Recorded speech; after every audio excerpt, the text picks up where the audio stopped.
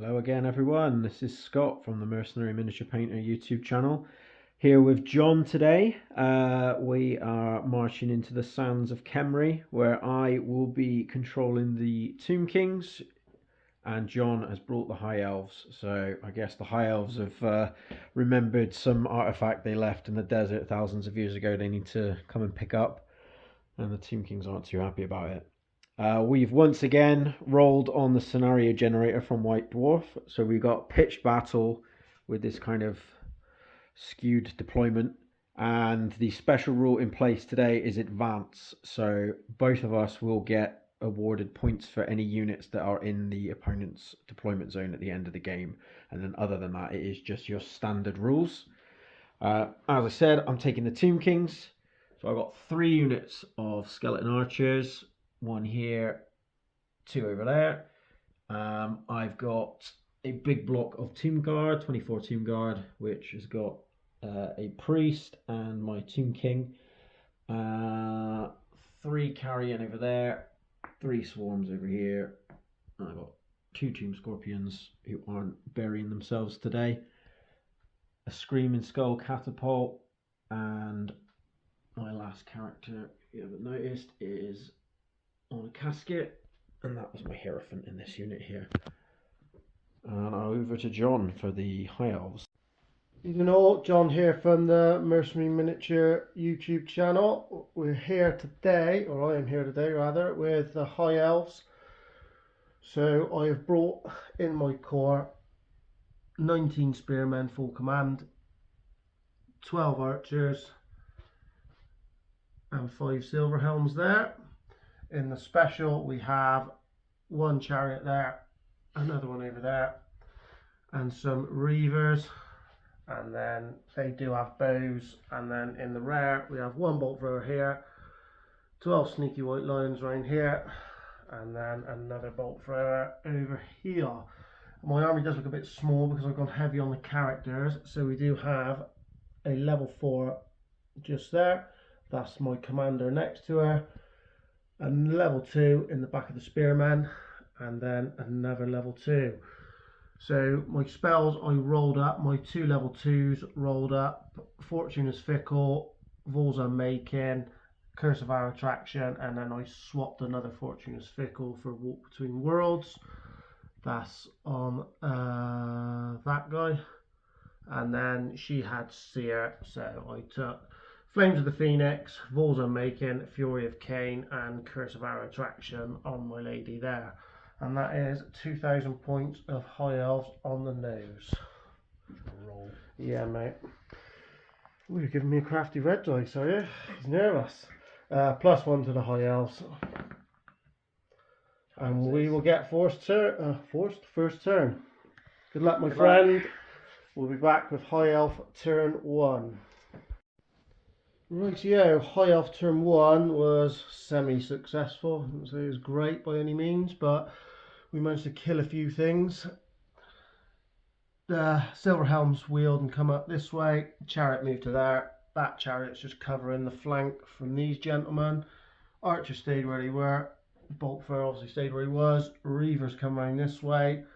White lines stayed where they were. Bolt thrower stayed there. And the spearmen shuffled up. So we done the Ring of Corin first. Scott stopped that with his dice. Done the Ring of Fury next. Scott again stopped that. And then we done Curse of Our Attraction onto the swarms. We've got that off.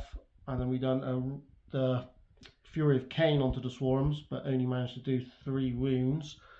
And then I miscast on Flames of the Phoenix, which was going on the Tomb Guard, but luckily it just stopped her from casting. So this chap here done a Drain Magic onto the Hierophant or a Leech Priest in there. So he 6s, he discards them. And then in the shooting phase, obviously with Curse of Arrow on the swarms, a lot of my stuff aimed for them. We've done another, I think, 7 wounds. Yeah. With a bolt thrower, the chariot, and the archers over there. And then this bolt thrower killed 2 skeletons there. So, like I said, semi-successful turn 1. I need a bit more stronger ones if we're going to clear up some of these Tomb Kings. Over to Scott for his Tomb Kings turn 1. Tomb Kings turn 1. Scorpion advanced. Tomb King and his guard advanced a little bit. These ones reformed to give the Scorpion a little bit more to do, and the Swarm just moved to block the casket over here. In the magic phase, the Tomb King took 2 attempts, but he got his unit forwards. The priest then did incantation of vengeance, which is d6 hit against the chariot, which did a couple of wounds. Then this one attempted the same, but was dispelled. This guy over here moved the Scorpion up a bit further, and then the casket was dispelled. Shooting phase, the catapult clipped the spearman, but they've got the Pure of Heart, so they can't panic, so they were all good. And the chariot was not so lucky and took a skull to the face and blew it up. Then pinged off a few archer shots at the Silver Helms, but didn't do anything else. So that is the end. I should say the carrion have moved up over there. Other than that, just kind of reshuffling, getting my line into position, and on to John's turn 2. Right, High Elf turn 2. Again, a bit of a mixed bag, really. So charges, the Silver Helms went for the Swarm. They were a touch out after they wheeled annoyingly for me. I thought they were going to be in, but never mind. Then everything sort of, the Reavers moved up, the Spears shuffled back, Archers come forward, Chariot just shuffled around a bit, and that was movement. In the magic phase, I killed the Tomb Swarm with the Ring of Fury. Even though I rolled an 11 on the Fury of Cain on the Tomb Guard, I only got 3 wounds, and then Scott saved 2 of them, so I only killed 1 of them there. Because of the casket, I didn't get Vols and making off on them. Scott stopped the Ring of Corin, and then I got the Flames of the Phoenix off, but Scott scrolled it with that guy, and then with his last dice he stopped my last drain magic. And then in the shooting, this bolt third, he killed 3 or 4. I think it was 3. 3. That bolt thrower killed 3. Between the archers and the bolt thrower, they killed 6 of these. Yeah, because there was 10, weren't there? 6 of these, and then my commander with the Reaver bow, which I blooming forgot about first turn, never mind, managed to kill 2 Tomb Guard. So apart from my Silver Helms looking in a bit of trouble, everything else sort of went okay. But on to Tomb Kings turn 2. Let's see what Scott can do. Tomb Kings turn 2. The Hierophant jumped out into the oasis over here. The archers stayed where they are. Tomb Guard and the Tomb Scorpion charged the Silver Helms, who ran away a massive 16. And I think those archers also moved up. The Carrion have moved around over here to threaten the flanks. Magic, not great, to be honest. I got these 2 units forward a bit more, which is good. But most of the damage causing spells I think John managed to successfully stop. The worst one was this. So first time round I rolled a double 1 to move him to charge. So John easily dispelled that one, and I got the Hieratic Jar on my Hierophant, so I popped that, rolled again, and only got 6, which John did manage to stop as well.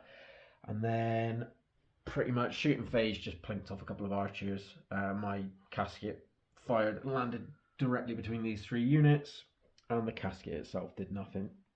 So bit of a mixed bag. I'm not in a bad position, but haven't really done a ton of damage. So on to turn 3 for the High Elves. High Elves turn 3.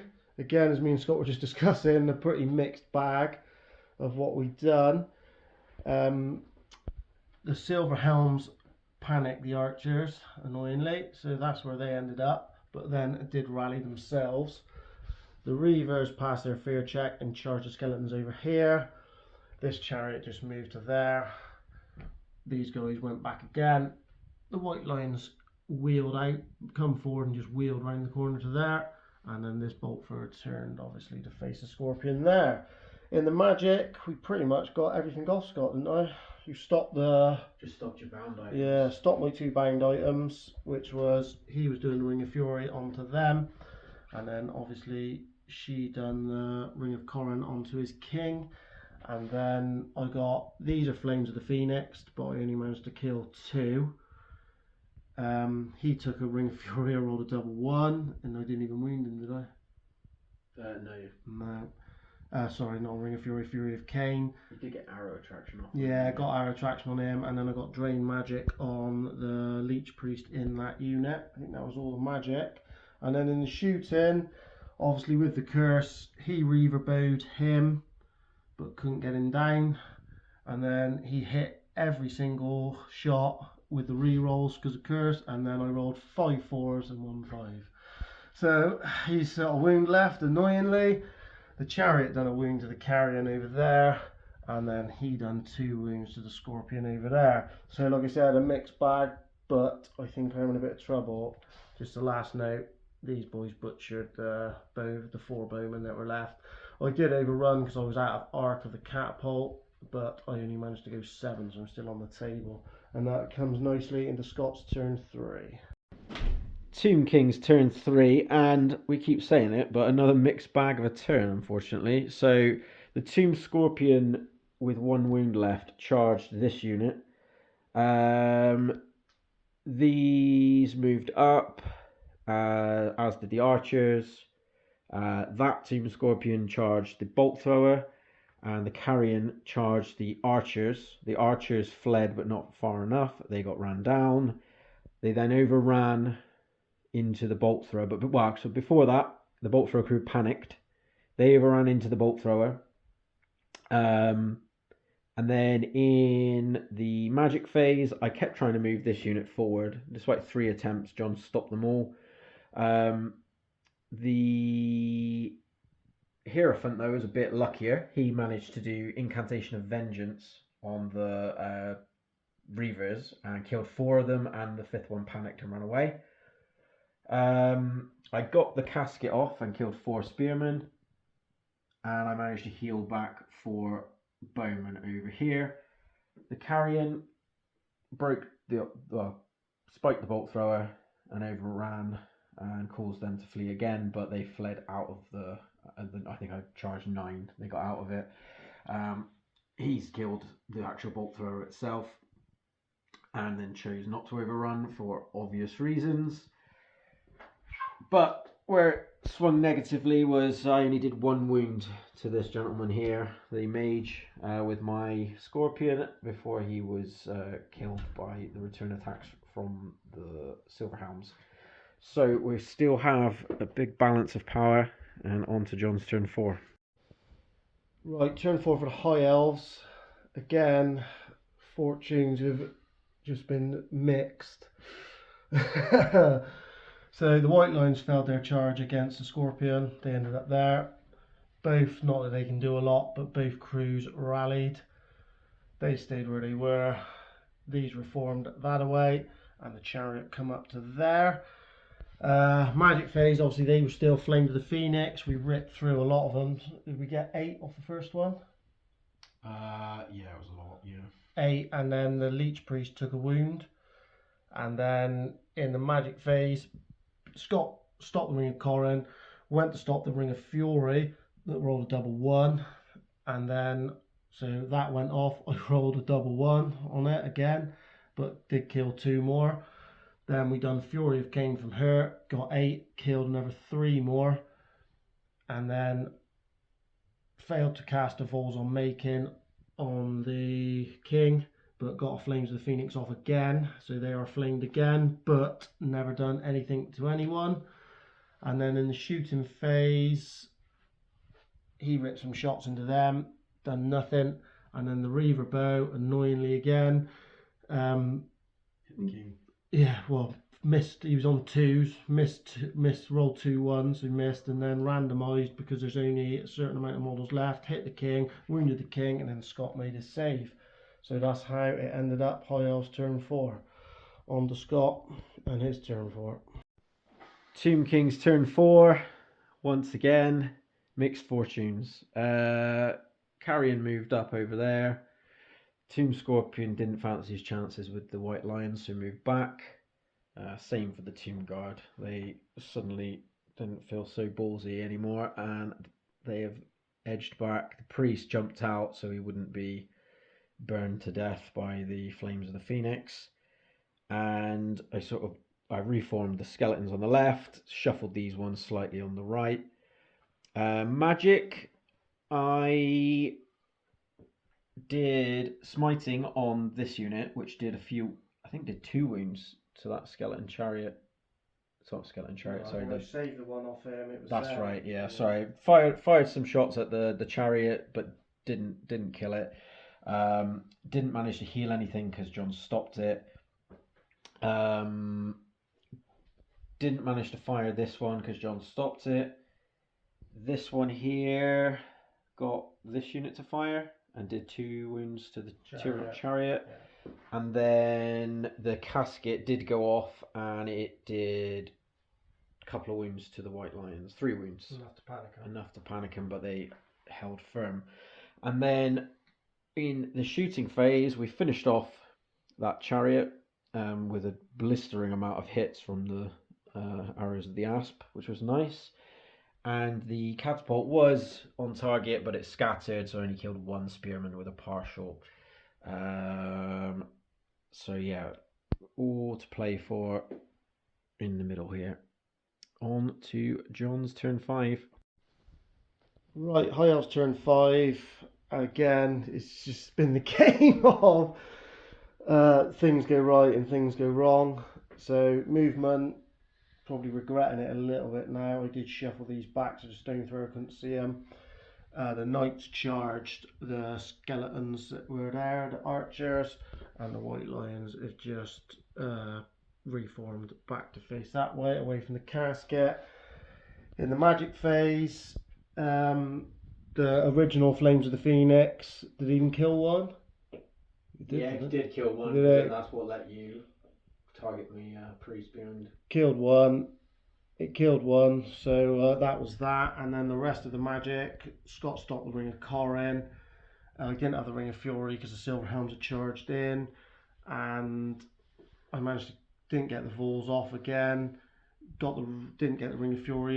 Didn't get the Fury of Cain off on the Leech Priest. Scott stopped that, but I did get a Flames of the Phoenix off on these again. So they are flamed again. Ready for my last turn. That was the magic, pretty uneventful. And then in the combat, annoyingly, my Silver Helms went in and absolutely butchered the skeletons, 7 of them out of the 8.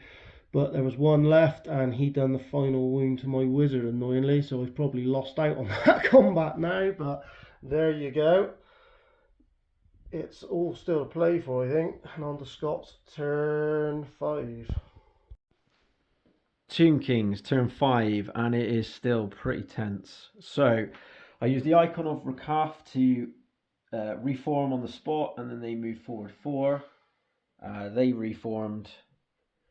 He's moved up, feeling a bit more confident now. They've been chipped away a bit. And that was it. And then magic phase, I tried to charge this unit forward. I'd got 2 attempts with the king that John stopped, and then he tried it. John tried to stop it, failed, but I was out of range, so I did at least waste John's dice. And then this guy here got off the spell on the stone thrower, which clipped 2, but only partials, so unfortunately neither of them were properly hit. And then the casket killed, was it 5? Yeah, 5 spearmen, which has just knocked them below half strength, so he's kept the game in the balance. And then the stone thrower's actual shot landed bang on, but then I scattered 8 and it went miles over and didn't do anything. These couldn't shoot because they reformed. So John's last turn, and it's really a case of can he finish off those Tomb Guard, I think. Right, turn 6 for the High Elves. The Silver Helms just moseyed over to there as far as they could. These chaps just stayed where they were. The crew just come to block the carrion. The white lines reformed like that, and that was that. My magic, I managed to do. Scott let me get the Vols of Making off, so I took the Collar of Shepesh away from him, and then I double sixed the Fury of Cain spell, but I rolled a 3, and then did I kill one? No, I must have. Oh, yeah, 3 left. Yeah, sorry, killed one and done a wound to him, I think, as well. Yeah, you did wound him. And then I tried getting the Flames of the Phoenix off, never cast. And then I went for a Curse of Arrow Attraction, didn't get it. But then my commander here with the Reaver Bow managed to kill both of the Tomb Guard, thank God. So that is a fair whack of points in my favour. But we shall see. I still think it's probably going to be a draw, depending on what the Silver Elves can do. On the Scott. Alright, that is the end of my last turn, and I can't call it really. We're going to have to total it up. So I tried to get the Tomb King to charge the Silverhelms several times. I think I probably was out of range anyway, but John correctly stopped me because there wasn't really much else he could do. Didn't fancy my chances over here because remember, I do get double points for being in the end zone, so it was worth it rather than risking going for the white lions. You probably would have chopped me to pieces. Bloody stone thrower of it. Well, actually, no. I'll start off. He managed to get off the incantation of vengeance and killed 2 Silverhelms. And then this boy here landed. First shot landed just in front of the Silverhelms for 2 partials that both missed. And then in the shooting phase, landed smack bang on. I rolled a hit. The one that landed on the Silverhelm's head did no wounds, and then the one of them was a partial and missed. The other one hit, didn't wound, and just as I was about to throw in the towel, skeleton archers fired. I did a single wound. And what did you roll, John? I scolded it, didn't I? He scolded it, and then he rolled a massive 9, and they ran off the board. Just to cost me definitely any chance of winning, I think. So yeah, we're gonna add it all up because John has got a fair few points in that unit that is alive. So we will see if I've managed to just tip it in my favour. Right, we've totaled it all up, and it was a close one. But John, what were the final scores? Well, those Silverhelms, that last arrow from that bowman, won you the game. So you got 13-14. You had 1 table quarter, no banners, and you had extra points for the carrion, 72 for them, and 85 for the Tomb Scorpion, which led you to 13-14. And then my army got 983. Obviously, if I'd still had the Silverhelms in there, it would have been a bit more, but there you go. Not enough. Yeah, the angry Tomb King has driven the elves out of his land, just about. I can't believe it. Nice one, mate.